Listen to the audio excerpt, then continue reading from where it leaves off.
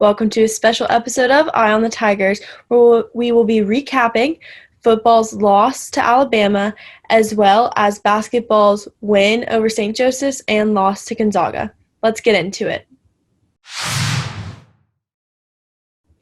First up, we have football. Auburn traveled to Tuscaloosa yesterday to take on the Alabama Crimson Tide, but fell 42-13 in a game that didn't really look close at any point. Andy, what was your main takeaway from this performance? Well, I thought on Alabama's side of things, they just dominated the game. They were really, I thought, just aggressive from start to finish. I thought Mac Jones was just the main man in this game, and he threw for 302 yards, 5 touchdowns. Devontae Smith, of course, did what Devontae Smith does, and that's catch the football and make plays. And I thought, honestly, between both of them combining for over 400 yards of offense, it just gave Auburn problems that they just weren't ready to handle. Alabama really didn't do much in the rushing game. I thought Auburn's defense was, if there were any pluses to take from that, they really stopped Najee Harris. I know he still got 96 yards and a touchdown, which is good work, but I feel like they limited the rushing game a little bit more to what Alabama is not used to. So I think they were able to do that, but on the offensive side of the ball, it's the same things that Auburn are struggling with on the road is, going in and with play calls. Bo Nix just seemed, I felt like it was really just from start to finish. There wasn't much rhythm. There wasn't much, the running game had to be on. It just wasn't on. The passing was good at some times, but Auburn just wasn't able to find any rhythm. I think they just really suffered because of that. Yeah, you mentioned the rhythm, and I think that's super important, especially in this game. And not just rhythm, but also the team's motivation and energy levels. And there were bright spots, and I could definitely tell that a few of the players were super energetic. But the team overall, I just thought that they were missing that necessary spark and fire that they needed to beat their in-state rivals. And I don't think that this loss can be pegged on one specific player. You can't blame Bo. You can't blame Seth Williams. You can't blame even coaches like Gus. Some of the play calling was a little unpredictable and not really what you would have expected them to go with, and probably not the wisest decision. But I think that while there were bright spots, there were also just a lot of inconsistencies. And like you mentioned, they did a good job of shutting down Najee Harris. And, these things that they take away from their loss in the Iron Bowl, they're just going to have to bring it next week when they take on Texas A&M. And, from an Alabama perspective, they were missing Nick Saban. And going into this game, not having him on the sideline and not thinking that would have a huge effect on the team's performance. The guy is very impressive, has an incredible coaching resume. So if he were to be on the sidelines, that score differential might have been a little bit more extreme. But I do think that Auburn can take away what they learned from this game and build it towards next week's match against the Aggies. And I think that's going to be super important for the morale of the program, especially, this was such an unforeseen season. And just having those 2 games left against Texas A&M, which is going to be a really tough one. They're number 5, but they are going to be traveling to Jordan-Hare, so that'll be a plus for the Tigers. And then they're going to be ending their regular season traveling to Starkville to take on Mississippi State in that game that had just been postponed. And I think they have a real good chance to win out the rest of this season and finish with those last 2 wins. But, Andy, what do you think the most important thing the Tigers are going to have to focus on next week when they do host Texas A&M? Well, I think one thing is just stopping the offense that Texas A&M has. I think in the previous years, people wondered if A&M's offense could stop Auburn's defense from getting them. But I think now it's kind of flipped. Kellen Mond has really grown into his role after 3 years. I wouldn't say he's the best quarterback, but he's definitely one of the better quarterbacks in the SEC right now. But I think for Auburn, it's really the offensive side of the ball too. A&M's got one of the best defenses, and I think that's really why they've won all these games. Is that they're winning on the defensive side of the ball, and they're able to force pressure, and that really has affected a lot of teams, including Alabama, when they played them. But I think Auburn's just going to have to do what they do best: is run the football. Run the football. I know Tank Bigsby's been really banged up. DJ Williams hasn't played much, and they even went to Mark Anthony Richards, who ended up being the leading rusher in the game against Alabama. So they're going to have to find someone who can carry the load, because I know Bo's not going to be able to do it all through the air. So I think Auburn's just going to have to run the ball well, but Bo's also going to have to make plays with his arm. You mentioned Texas A&M's defense, and I think that's going to be a really interesting matchup with the Tigers this weekend, and especially just going against the O-line. You mentioned how important rushing will be, and I think it is, but Auburn's offensive line has had some struggles this season with depth and consistency, and I think they really need to fix that if they want to win, because like you said, that defense is hungry, and they're going to want to rush the quarterback and stop the pass rush, and I think that shutting down the receivers, Auburn's receivers have to make those catches, the ones that are right in the hands. And there were a couple instances of that on Saturday's game, and they really stood out. And they could have been a game changer. Might not have necessarily changed the outcome, but they might have made the loss look a lot less bad. And I think that just going back to the fundamentals, we talked about that towards the beginning of the season, that good old hard-nosed Auburn football. But coming out strong against that defense is going to be really important, but I do think the Tigers have an advantage as they are hosting the Aggies at home. Nix always plays better in Jordan-Hare, and he does such a great job of just staying positive and trying to keep the team motivated. And so I think that he's going to do his best in his leadership position to just carry the Tigers, and hopefully they'll be able to spoil Texas A&M's season if they're able to fix those mistakes that they made on Saturday and just grow as a team.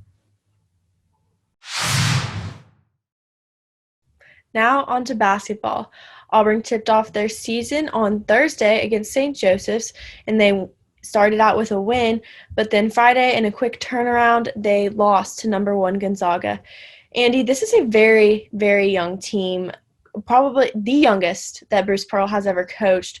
What were some of your takeaways from these 2 game performances?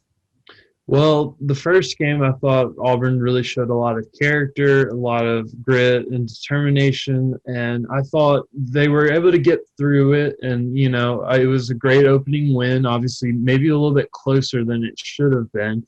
But I really thought in the Gonzaga game, we learned a little bit more about Auburn. I think, we learned a lot about Gonzaga and just how good they are. They're an excellent team, and I thought the combo of Drew Kimmey and Suggs were just phenomenal for the Gonzaga Bulldogs, and I just thought, Auburn was just unmatched in that game. They had no trouble getting past Auburn. I think it's just that young team. I really don't think you can blame Auburn for losing this game, because Gonzaga is just that good.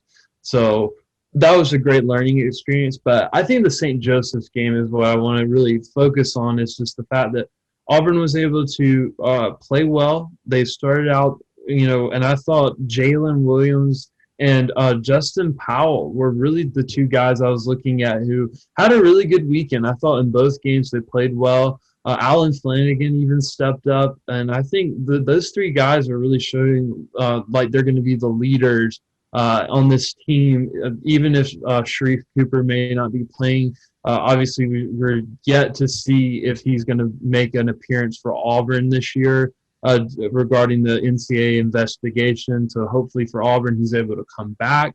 But I really don't think that they should be so worried about it. Obviously, they want him there, but I thought Justin Powell could really be a nice replacement. Also, Tyrell Jones as well. So I think overall, Auburn's going to be happy with the way they played, with the character they showed. And now they're going to Orlando tomorrow night to face off against UCF. And I think they're going to just look to keep improving and just keep getting better as a team. Yeah, you mentioned some really good name players who showed a lot of potential for how the rest of the season is going to go. And like you said, there's a lot of questions in the air regarding Sharife Cooper's ineligibility. And also, I mean, this season is just going to be very interesting. Obviously, lots of unforeseen happenings like any other sport this year, especially now that Auburn has self-imposed a ban on the postseason for the 2021 portion of the season.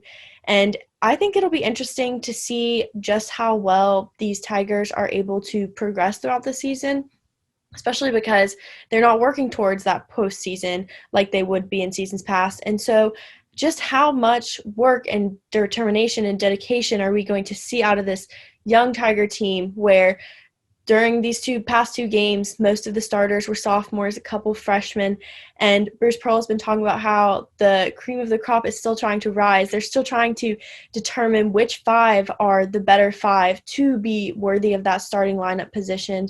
And you mentioned Allen Flanigan, and he is the only returning player to have started for the Tigers last year. So obviously that just shows once again how young this team is. And I think that each of these players are extremely talented, but the lack of experience is going to put them at a bit of a disadvantage, just the fact that they haven't had the opportunity to work together at this level yet. And that teamwork is really going to be key, especially because the leadership skills are still developing. Obviously, like you mentioned, Devin Cambridge, Jalen Williams, Tyrell Jones, those are some returners who got some minutes of play last year, but it's all going to fall into them to lead these new players. And whether or not Sharife Cooper is able to play, obviously if he is, that's a huge helping hand to the Tigers. But I think that, like you said, Gonzaga, going into that game, I personally didn't really have super high hopes for how the outcome was going to be. I mean, ranked number one preseason, that's a lot to go against, especially with this team that knows they're so young. But St. Joseph's, that was a worthy win. Obviously went to overtime. Kind of seems like that's a classic Tiger pattern. But I think that there are a lot of things to look forward to seeing in this season, and I think that Bruce Pearl is really going to be doing his best to turn this team around. But one last question for you, Andy. If you had to choose just one player to watch to see how they progress throughout the season, who are you most excited to look at? Well, after this weekend, like I talked about earlier, I think Justin Powell is the guy that Auburn should look after, because if Sharife were to come back, Justin Powell kind of moves to more of a shooting guard role.